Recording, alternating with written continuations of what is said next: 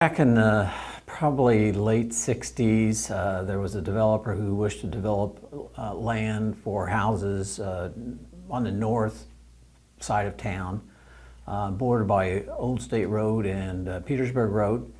And so Old State Utility was either created because sewer services didn't exist to bring sewage from that development into Evansville for processing, or it was because the developer made a choice that he thought he could provide the sewer services himself. So the developer had to go through a process of not only building out sewer lines and manholes and actually a treatment facility, and then get approval from the Indiana Utility Regulatory Commission to operate a utility, and it required that level of approval. Well, that happened in 1970.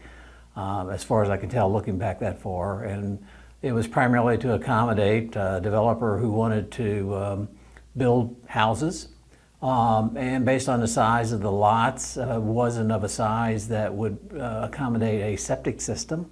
You could sell more lots, if you will, without the septic system, so that was probably a contributing factor.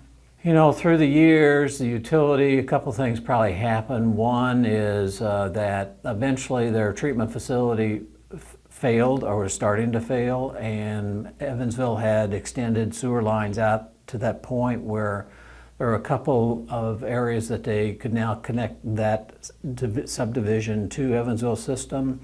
So it switched from them treating the sewage themselves to delivering it to Evansville, and then the utility began charging them a fee to process that, and eventually it resulted in the fee being contested, some back and forth litigation. The owner at that time ultimately refused to pay bills over a series of considerable time. The outstanding bills owed to Evansville amounted to more than $130,000.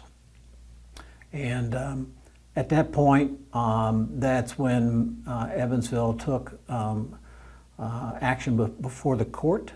The court then, after reviewing things, decided to, at the request of the utility, to put the Old State Utility in receivership. So it's a form of bankruptcy, but it was no longer managed by or directed by the former owner, and it was now in receivership.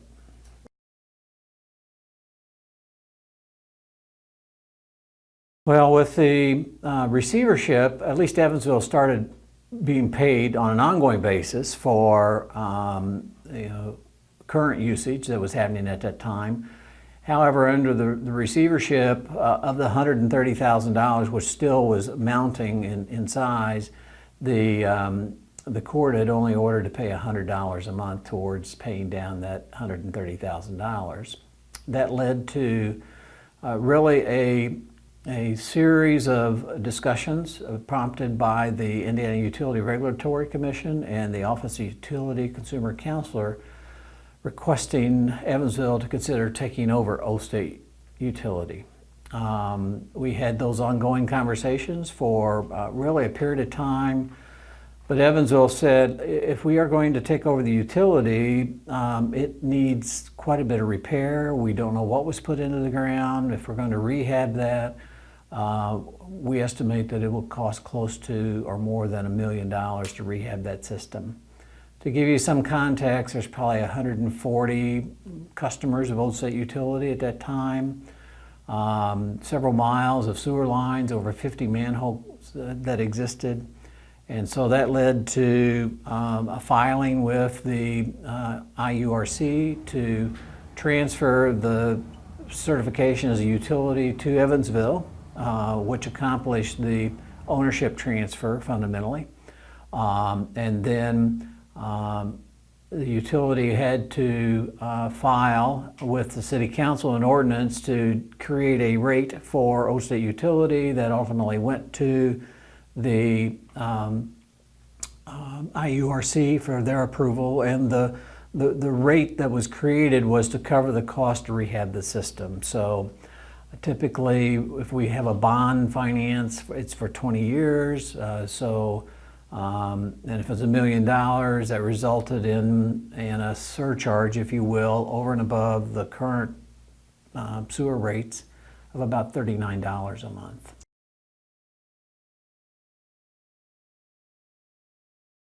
Well, the utility was acquired and the surcharge was put in place, a few years ago. Since then, in order for us to go in and repair or rehab a sewer line, we have to have the right to access that area. And in some areas, we had documentation for easements, but in a substantial portion of the utility that didn't exist. So we've been working on with property owners since then to obtain those easements, because the sewer lines run behind houses and in several different directions. They're just not in the street.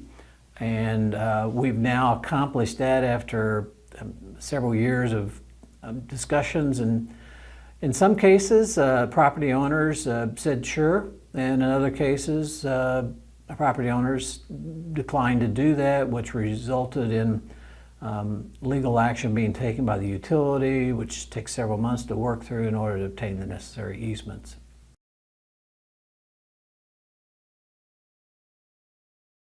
Well, we're now at a point where we are able to mobilize and actually put out for bid a contractor to come in and do the work that's necessary. Most of the work will probably be what's called lining a sewer line or a cure-in-place pipe, but there are clay pipes out there. There's a technology where we can sort of resin blanket in there, and the contractor then can cure that, and it hardens and becomes a hardened pipe. Once that happens, then contractors have to be wherever what's called the lateral coming from the house to the sewer line. They have to reconnect that and coordinate with the property owner the timing of when that's going to happen. Things like, minimize your use of water and flushing toilets during that time. They'll work as quickly as possible, but it's usually a matter of hours, not of days.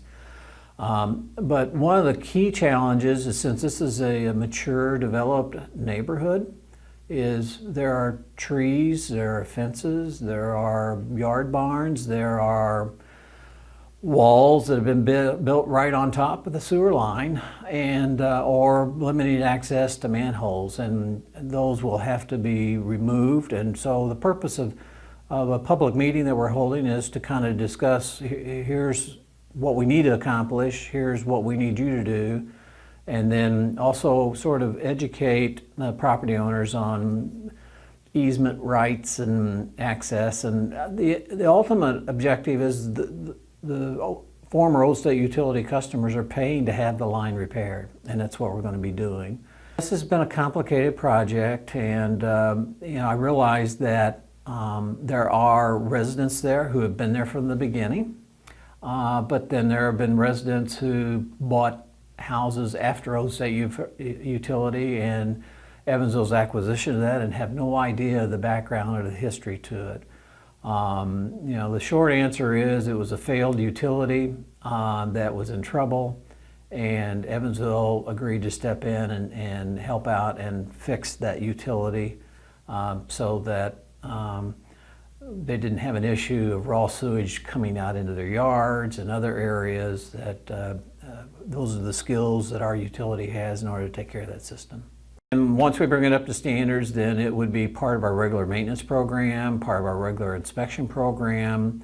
Evansville has over 800 miles of sewer lines, 600 plus miles of smaller diameter lines, which are of this size, that range from 8 inches to 15 inches. So we have to have a fairly robust program, and because sometimes with an unlined sewer line, a clay line, tree roots is a real challenge and a problem with clay lines that comes in between the cracks. They'll have basically a brand new sewer system that will allow it to be maintenance free for decades.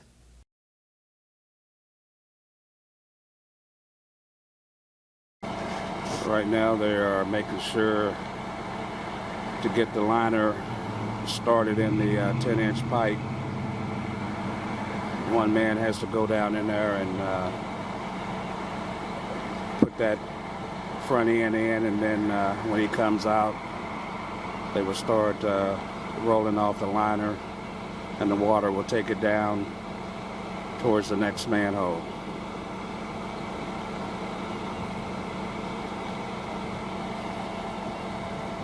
The red hose you see laying in the yard over there, that's the second phase that goes in, and that's where they heat the water up. It has holes, perforated holes in the hose itself. Once the liner is out of the truck, it's only halfway down, and then that's when they use the red hose, which takes it the rest of the way down. Here you can see a man going down in a manhole on the winch to get that liner started into the 10-inch line.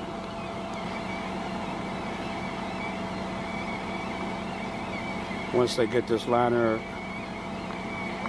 into this segment, they'll have to heat the water up, and it takes approximately 1.5 to 2 hours to get the temperature up, and then the temperature has to hold for another 4 hours before the liner is cured inside, and then they'll have to do a cool down, which takes approximately 1.5 hours for it to cool down before they can release the water, and then they'll go in and cut the 4 surfaces out with the robotic cutter.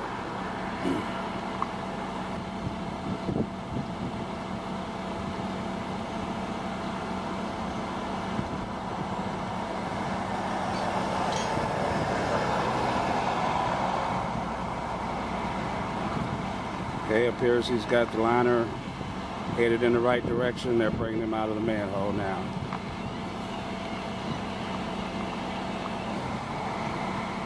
Fairly deep manhole.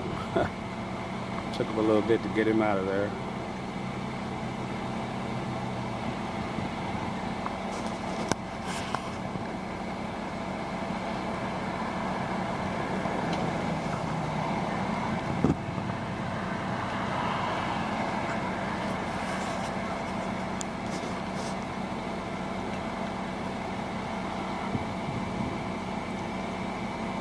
The supervisor inspected it to make sure it's in the right position.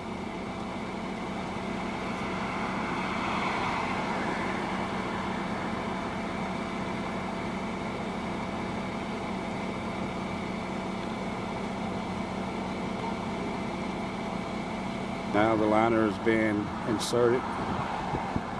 As you can see it rolling over the reel and down into the tube and into the manhole.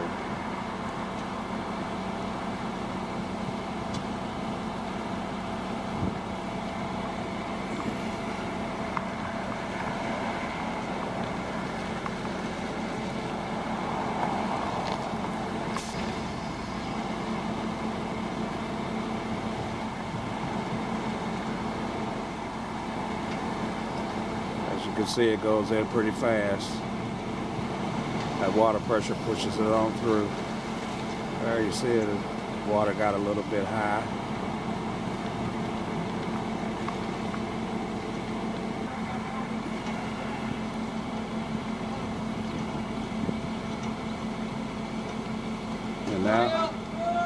And now it's halfway in. They will stop and then hook up that red lay flat hose, which will take it the rest of the way in.